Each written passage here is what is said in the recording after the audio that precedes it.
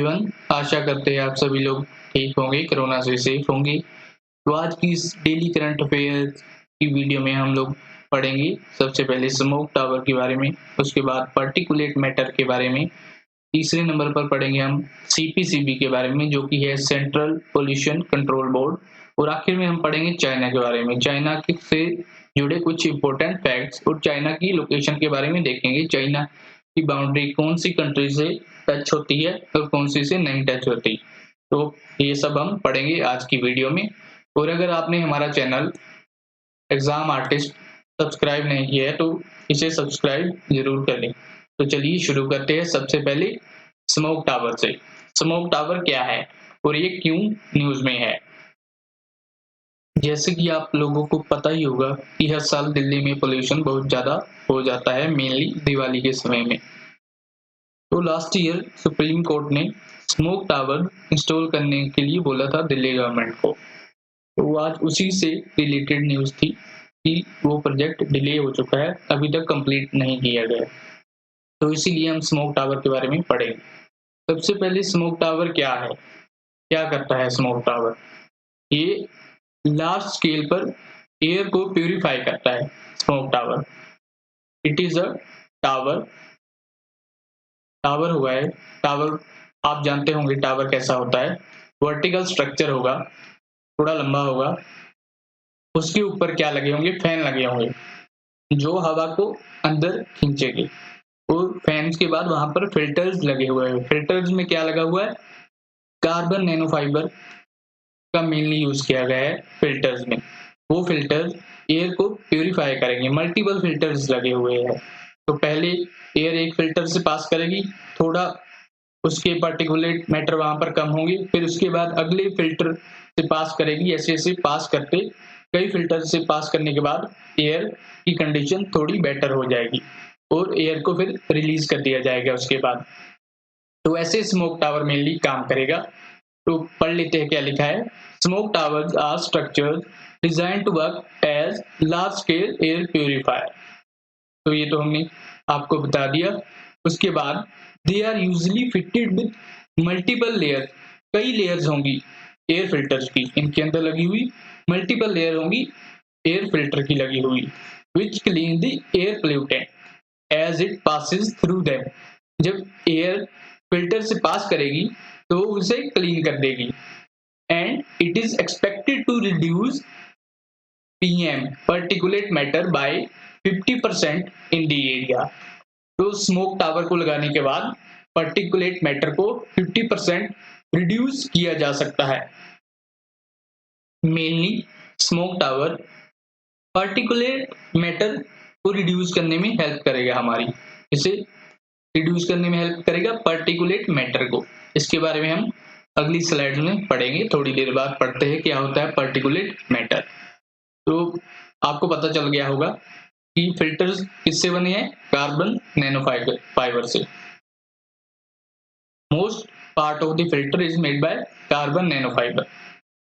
और कहाँ लगाए गए हैं? सबसे पहले अभी हमने एक इंस्टॉल कर लिया है, वो किया है दिल्ली में। बट उसके बाद सुप्रीम कोर्ट ने क्या कहा, दो और इंस्टॉल करने के लिए बोला था, एक हमारी सेंट्रल गवर्नमेंट को और एक दिल्ली गवर्नमेंट को। तो अभी तक वो इंस्टॉल नहीं किए गए हैं, तो इसीलिए ये आज न्यूज में था कि प्रोजेक्ट डिले हो चुका है।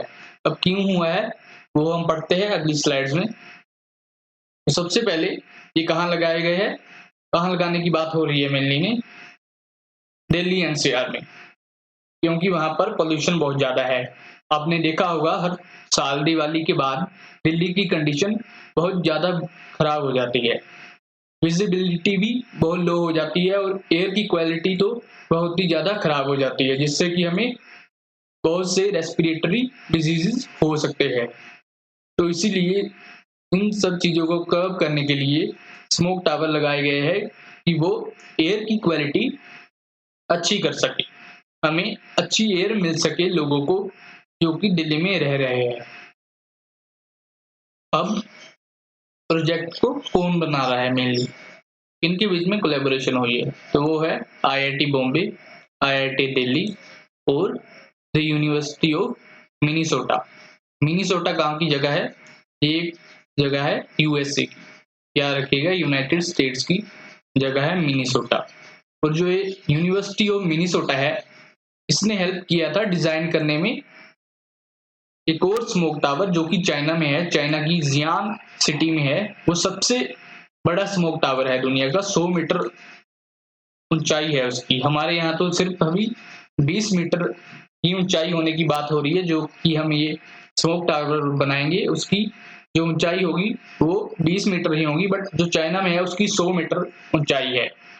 तो याद रखिएगा यूनिवर्सिटी ऑफ मिनीसोटा कहाँ की है, यूएसए की यूनिवर्सिटी है। और सेंट्रल पोल्यूशन कंट्रोल बोर्ड भी इसमें इन्वॉल्व है, क्योंकि पोल्यूशन की बात हो रही है, मेनली पोल्यूशन से रिलेटेड कोई प्रोजेक्ट है, तो ये जाहिर सी बात है कि सेंट्रल पोल्यूशन कंट्रोल बोर्ड इसमें इन्वॉल्व होगा ही। अब जो आज न्यूज आई थी कि प्रोजेक्ट डिले हो गया है, वो क्यों हुआ है? मेनली न्यूज में लिखा था कि आईआईटी बॉम्बे ने बैकआउट कर दिया है। बैकआउट मतलब कंप्लीटली वो बाहर नहीं हुए हैं, बाहर नहीं निकले, बल्कि उन्होंने अपना रोल लिमिटेड कर दिया है, थोड़ा सा अपने रोल को घटा दिया है।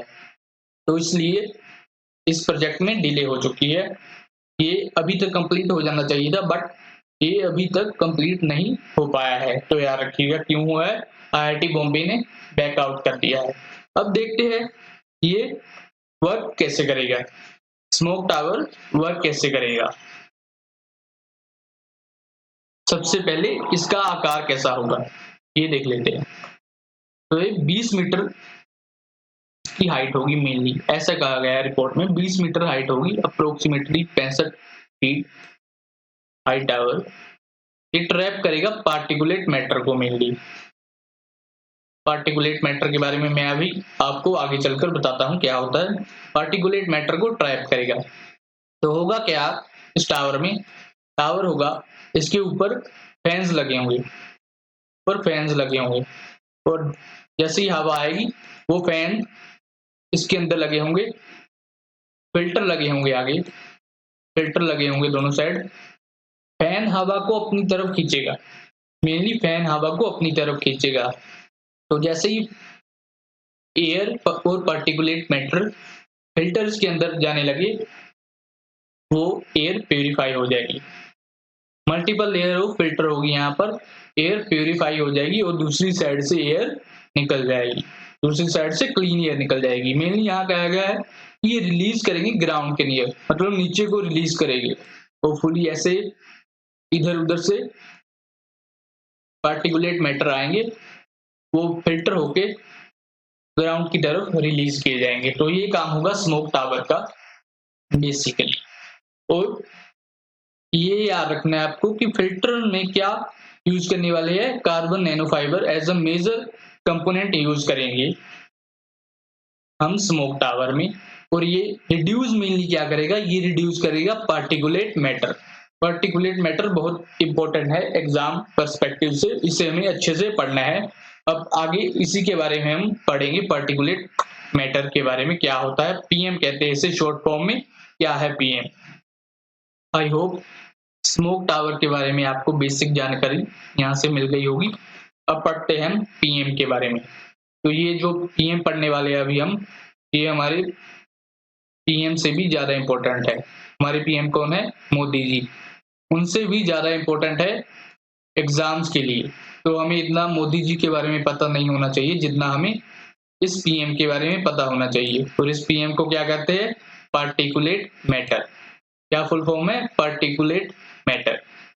Particulate matter also called particle pollution. याद रखिएगा पार्टिकल पोल्यूशन भी इसी को कहा जाता है, पार्टिकल पोल्यूशन भी पार्टिकुलेट मैटर को कहा जाता है। और ये मिक्सचर किस चीज का होता है? सॉलिड पार्टिकल और लिक्विड ड्रॉपलेट का, फाउंड इन एयर। एयर में जो सॉलिड पार्टिकल होते हैं और जो लिक्विड ड्रॉपलेट्स, जब वो दोनों मिक्स हो जाती है तो वो पार्टिकुलेट मैटर बनाते हैं। और ये एयर में काफी लंबे समय तक रह सकते हैं, इसीलिए ये खतरनाक माने जाते हैं, क्योंकि एयर में ये बहुत लंबे समय तक प्रेजेंट रह सकते हैं। कुछ some particle like dust, dirt, soot, smoke are large and dark enough to be seen with naked eye। कुछ जैसे हम एयर में डस्ट को देख पाते हैं, डर्ट को भी देख पाते हैं, स्मोक को भी देख पाते हैं, तो ये थोड़े लार्ज पार्टिकल होते हैं, हम इन्हें अपनी नेकेड आई से देख सकते हैं। बट बहुत से ऐसे स्मॉल पार्टिकल्स होते हैं जिन्हें हम नहीं देख पाते, उनके लिए इलेक्ट्रॉन माइक्रोस्कोप यूज करना पड़ता है। तो इतने स्मॉल पार्टिकल होते हैं, सोचिए आप, वो अगर हमारे अंदर चला जाए तो वो कितना नुकसान दे सकते हैं हमारी बॉडी को। हमें वो दिखेंगे भी नहीं, बट जैसे ही हम सांस लेंगे प्रदूषित हवा में, हम जैसे ही सांस लेंगे तो वो सारे पार्टिकल्स हमारे अंदर चले जाएंगे और हमें काफी तरह की बीमारियां लग सकती है। तो पार्टिकुलेट मैटर भी एक ऐसा ही मैटर है जिसका साइज बहुत ही कम है, जो हमें नेकेड आई से नहीं दिखाई दे सकता, बट अगर वो हमारी बॉडी के अंदर चला जाए तो हमारी बॉडी को बहुत ज्यादा नुकसान हो सकता है। अब देखते हैं पीएम के बारे में, मेनली पार्टिकुलेट मैटर के अंदर क्या क्या आता है। तो पहला तो है PM10। आपने न्यूज में कई बार सुना होगा PM10 और PM2.5 के बारे में। अब देखते हैं ये क्या चीजें हैं दोनों, PM10 और PM2.5। तो सबसे पहले PM10 के बारे में बात करते हैं। इनहेलेबल पार्टिकल है with diameter that are generally 10 micrometres. तो देखिए डायमीटर कितनी कम है इसकी, 10 माइक्रोमीटर। जिस पार्टिकुलेट मैटर की डायमीटर 10 माइक्रोमीटर से कम होगी उन्हें हम PM10 कहते हैं। याद रखिएगा, PM10 मतलब उसकी डायमीटर 10 माइक्रोमीटर से कम होगी। अब यहाँ देखिए, average diameter of human hair is 70 micrometre. Human hair की एवरेज डायमीटर 70 माइक्रोमीटर होती है, और जो पार्टिकुलेट मैटर है PM10 है उसकी 10 माइक्रोमीटर है। तो देखिए कितना छोटा होगा वो, हमें पता ही नहीं चलेगा, इतना छोटा होगा, हमें दिखेगा ही नहीं, और वो हमारी बॉडी में चला जाएगा जब हम सांस लेंगे। और उससे भी ज्यादा खतरनाक है PM2.5 फाइन। ये थोड़ा सा ग्रेनुलर होता है, बट ये ज्यादा फाइन होता है। Fine inhalable particle with diameter that are generally 2.5 micrometer and smaller.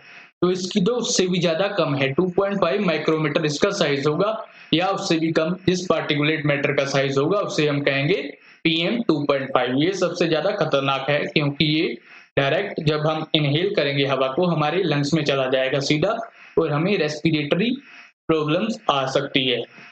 तो याद रखिएगा 2.5 और 10 का क्या मतलब है। 10 का मतलब है कि 10 से कम होगा, 10 माइक्रोमीटर से कम होगा। 2.5 का मतलब 2.5 माइक्रोमीटर से कम होगा साइज किसका, पार्टिकुलेट मैटर का।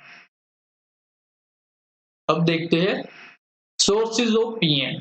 पार्टिकुलेट मैटर जनरेट कहां पर होता है मेनली। तो सबसे पहले तो some are emitted directly from a source such as construction sites पर। आपने देखा होगा वहां पर बहुत ज्यादा पोल्यूशन होता है, कंस्ट्रक्शन साइट पर जो डेब्रिज होती है उनसे बहुत ज्यादा पोल्यूशन होता है। Unpaved road, field, smoke stack और फायर।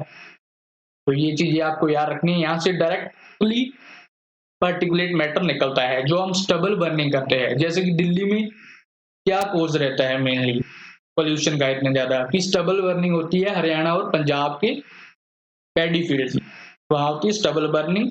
तो उससे क्या पैदा होता है, उससे पार्टिकुलेट मैटर पैदा होता है जो कि हवा के साथ साथ दिल्ली की तरफ आ जाता है। तो इसलिए दिल्ली में इतना पोल्यूशन होता है, हमेशा यही कहा जाता है। मेनली इसके और भी काफी रीजंस है कि दिल्ली में पोल्यूशन होता है, बट स्टबल बर्निंग को भी एक मेजर रीजन माना जाता है। और most particles form in the atmosphere as a result of complex reaction of chemical।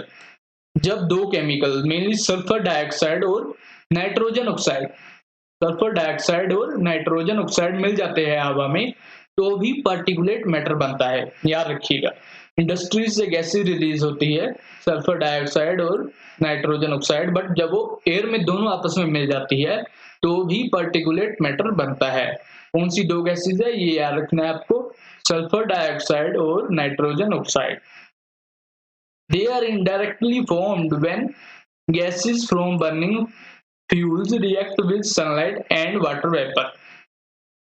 Indirectly कैसे फॉर्म होंगे, जब गैसेस फ्रॉम बर्निंग फ्यूल, जब हमारी गाड़ियों में, हमारे व्हीकल्स में हम फ्यूल को बर्न करेंगे और वो from silencer of the vehicle जो गैस होगी वो सनलाइट के साथ रिएक्ट करेगी और वाटर वेपर के साथ रिएक्ट करेगी, तो भी पार्टिकुलेट मैटर फॉर्म होगा, इनडायरेक्टली फॉर्म होगा।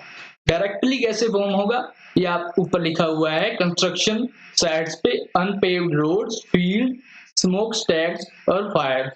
फायर तो आपको मैंने एग्जांपल बताया, पैडी फील्ड्स में मेनली जो स्टबल बर्निंग की जाती है उससे डायरेक्ट पार्टिकुलेट मैटर पैदा होता है। और रिएक्शन कौन सी दो गैसेस में, सल्फर डाइऑक्साइड और नाइट्रोजन ऑक्साइड, जब दोनों ये हवा में मिलती है तो हम क्या बनाते हैं, पार्टिकुलेट मैटर।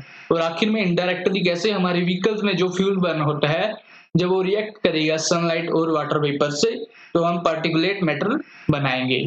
अब देखते हैं इसका नुकसान क्या है पार्टिकुलेट मैटर का, मेरे लिए कैसे हार्मफुल है हमारी बॉडी के लिए और हमारे इन्वायरमेंट के लिए। तो harmful effects of particulate matter, सबसे पहले तो they are so small that they can be inhaled and cause serious health problem. मतलब कि ये बहुत ज्यादा छोटे हैं, अभी आपको बताया मैंने 10 माइक्रोमीटर से भी नीचे होते हैं और हमारे हेयर का साइज 70 माइक्रोमीटर होता है, 70 माइक्रोमीटर। तो देखिए कितने ज्यादा छोटे होंगे पार्टिकुलेट मैटर, और हमें पता भी नहीं चलेगा जब हम इन्हें इनहेल कर लेंगे और कई हेल्थ प्रॉब्लम्स हमें हो जाएगी। तो ये सबसे बड़ा रीजन है हमें वरी करने का पार्टिकुलेट मैटर से रिलेटेड, कि इसका साइज बहुत ही ज्यादा स्मॉल है, हम देख नहीं पाते इसे। यहाँ पर यही लिखा है कि some particles are less than 10 micrometer in diameter that can get deep into lungs। तो इतने छोटे हैं कि वो सीधा हमारी लंग्स में जा सकते हैं, और कुछ तो इतने ज्यादा छोटे हैं जैसे कि 2.5 ये particulate matter 2.5 even get into अवर ब्लड स्ट्रीम। तो जब ये हमारी ब्लड स्ट्रीम में पहुंच जाएंगे तो हमें बहुत सारे डिजीजेस होने का खतरा है। और फाइन पार्टिकल्स कौन से, PM2.5 are the main cause of reduced visibility. आपने देखा होगा दिल्ली में कोहरा हो जाता है मेनली दिवाली के बाद, कुछ दिखाई नहीं देता रोडों पर, तो उसका कारण भी यही है मेनली PM2.5। और अकॉर्डिंग टू अ स्टडी, एक स्टडी हुई थी उसमें ऐसा लिखा गया था कि an increase in PM2.5 by 1 microgram, तो कितना increase, by 1 microgram per cubic metre reduces life expectancy by 3 weeks. तो इसका PM2.5 का अगर 1 माइक्रोग्राम पर क्यूबिक मीटर में इंक्रीज हो रहा है तो हमारी लाइफ 3 वीक कम हो रही है। देख लीजिए 3 वीक कितने होते हैं, 21 दिन कम हो रहे हैं हमारी लाइफ में अगर 1 माइक्रोग्राम PM2.5 का इंक्रीज हो रहा है पर क्यूबिक मीटर में। तो मेनली एवरेज जो PM2.5 का वैल्यू है एयर में वो है 66 के आसपास होता है, बट ये दिल्ली में कई बार 900 के आसपास पहुंच जाता है। तो देखिए कितना ज्यादा खतरनाक हो जाती है दिल्ली की हवा कई बार। तो ध्यान रखिएगा, हवा में दिल्ली की हवा आपको काफी सारे डिजीज दे सकती है। आई होप आपको पार्टिकुलेट मैटर के बारे में अच्छे से समझ आ गया होगा, आपको पता चल गया होगा क्यों ये वाले PM हमारे PM मोदी जी से भी ज्यादा इंपॉर्टेंट है एग्जाम के पर्सपेक्टिव से। तो इस PM को हमें अच्छे से पढ़ना है, PM2.5 और PM10 को अच्छे से हमें याद करना है, क्या होते हैं, क्या मतलब है 2.5 का और 10 का, हमें पता होना चाहिए इसके बारे में। तो चलिए अब आगे चलते हैं, एक और important topic, central pollution control board CPCB, इसके बारे में पढ़ते हैं। आज मेनली हमने पोल्यूशन के बारे में ही ज्यादा पढ़ा क्योंकि आज ज्यादा कुछ था नहीं न्यूज़पेपर में, तो स्मोक टावर को पढ़ना हमने चालू किया था, उसी के अंदर ये सब पार्ट्स थे, तो इन्हें जानना भी जरूरी है। तो सबसे पहले तो ये स्टैट्यूटरी बॉडी है, मतलब एक्ट पास किया गया था पार्लियामेंट में, उसके बाद ये बॉडी बनी। पहले से हमारी कॉन्स्टिट्यूशन में मौजूद नहीं थी। ये हमने एक एक्ट पास किया है, उसके बाद ये बॉडी बनी है। और किसके अंडर आती है? पॉल्यूशन से रिलेटेड है। और पॉल्यूशन कहाँ हो रहा है? एनवायरनमेंट को डिग्रेड कर रहा है। तो किससे रिलेटेड है? Ministry of environment, forest and climate change, MOEF and CC, याद रखिएगा। सेंट्रल पोल्यूशन कंट्रोल बोर्ड आता है ministry of environment, forest and climate change के अंडर। और हमने इसे इस्टेब्लिश कब किया था? इस्टेब्लिश हुआ था 1974 के अंडर। सबसे पहले किसके अंडर आया था? Under water prevention and control of pollution act. तो इसके अंडर हमने इसे इस्टेब्लिश किया था, water prevention and control of pollution act. और बाद में हमें इसे मिला दिया था एक और एक्ट के अंदर, वो है air prevention and control of pollution act 1981। तो याद रखिएगा 1981 में इसे air prevention and control of pollution में मिला दिया गया था। फॉर्म किससे हुआ था? Water prevention and control of pollution act से 1974 में। ये आपको जरूर याद रखना है CPCB के बारे में। और एक इम्पोर्टेंट फैक्टर CPCB के बारे में वो है कि it coordinates the activities of state pollution control board. तो हर स्टेट का एक अपना पोल्यूशन कंट्रोल बोर्ड होता है जो इस स्टेट से रिलेटेड पोल्यूशन मैटर्स को देखता है।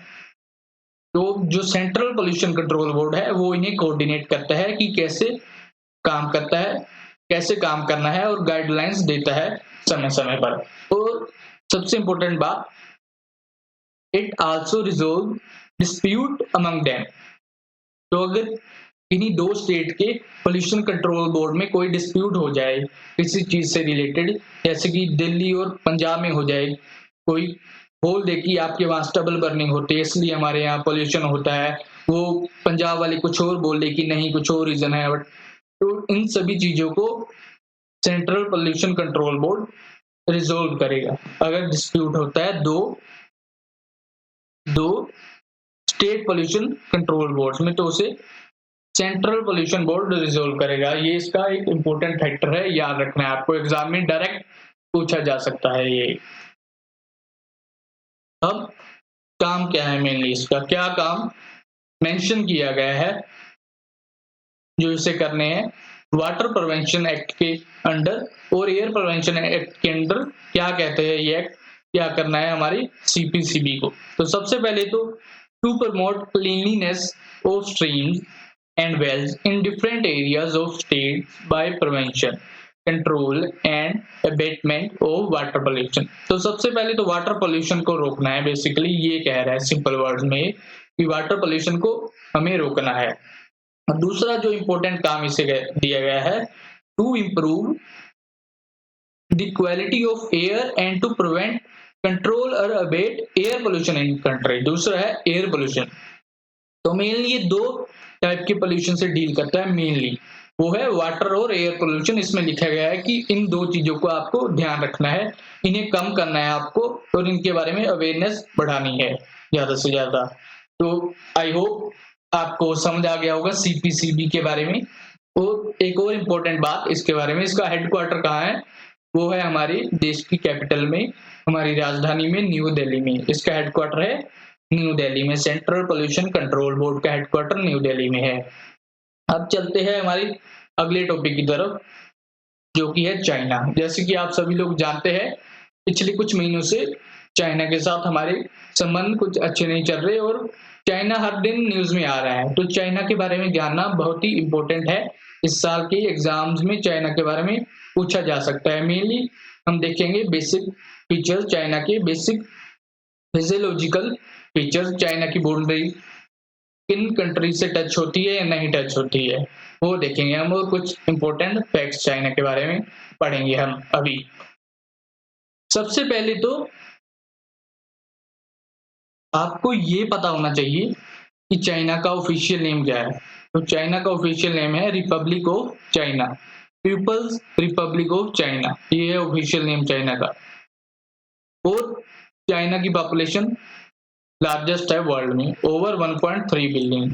इंडिया भी कुछ ज्यादा पीछे नहीं है, इंडिया भी इसे पूरी टक्कर दे रहा है। और होपफुली जैसे हम लोग चल रहे हैं, हम चाइना को ओवरटेक कर देंगी। तो हमें इसका थोड़ा ध्यान रखना पड़ेगा कि हमारी पॉपुलेशन ज़्यादा ना बढ़े।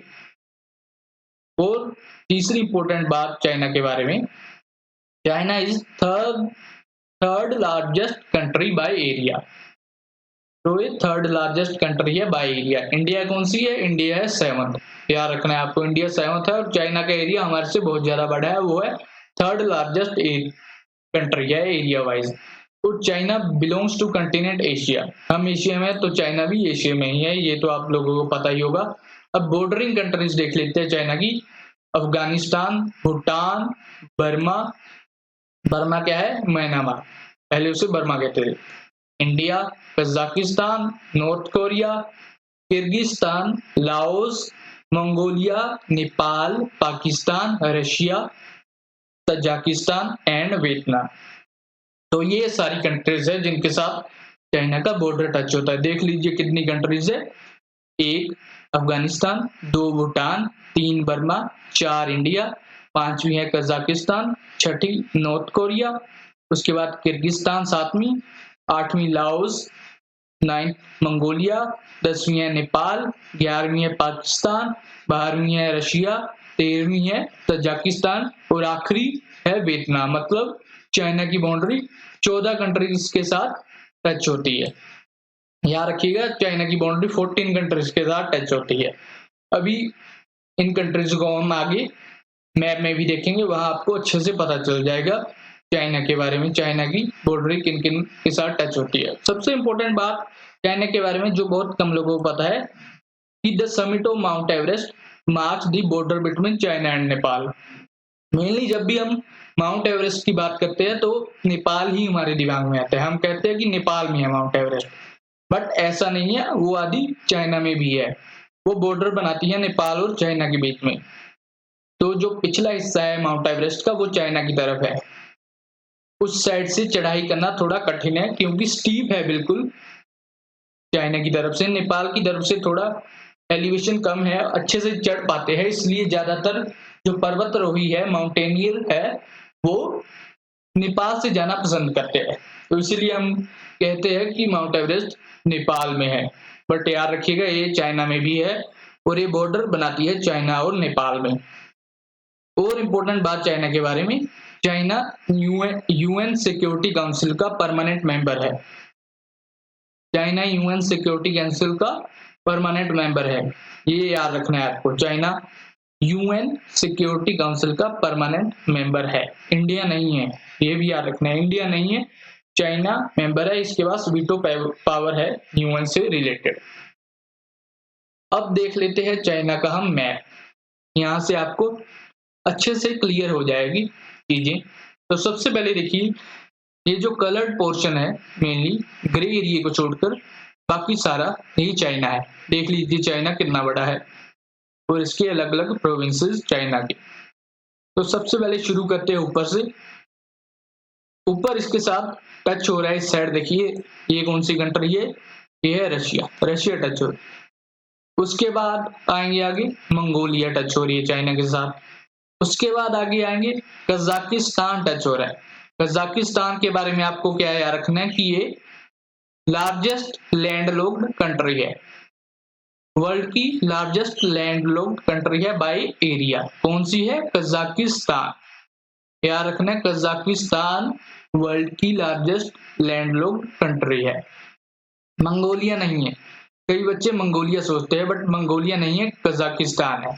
और एक और बात याद रखनी है कि कजाकिस्तान और मंगोलिया का बॉर्डर टच नहीं होता, यहाँ बीच में गैप है। तो मंगोलिया और कजाकिस्तान का बॉर्डर टच नहीं होता। उसके बाद जो कंट्री आती है जिसके साथ चाइना का बॉर्डर टच होता है, वो है किर्गिस्तान। किर्गिस्तान। उसके बाद थोड़ा सा आपको दिखाई दे रहा होगा, TAJ लिखा है, इसका मतलब है तजाकिस्तान। और फिर बिल्कुल हल्का सा पार्ट, सबसे कम आई थिंक यही है जिसके साथ चाइना की बाउंड्री टच होती है, वो है अफगानिस्तान। तो ये याद रखना है आपको। यहाँ बच्चे थोड़ा कंफ्यूज हो सकते हैं कि अफगानिस्तान के साथ चाइना की बाउंड्री टच होती है या नहीं। तो हाँ, बिल्कुल होती है अफगानिस्तान के साथ। उसके बाद है पाकिस्तान, पाकिस्तान के साथ भी होती है। उसके बाद है हमारा प्यारा भारत। भारत के साथ तो बहुत ज़्यादा बाउंड्री टच होती है, देखिए भारत के साथ बाउंड्री टच होती है। उसके बाद है नेपाल और उसके बाद है भूटान, उसके बाद है म्यांमार।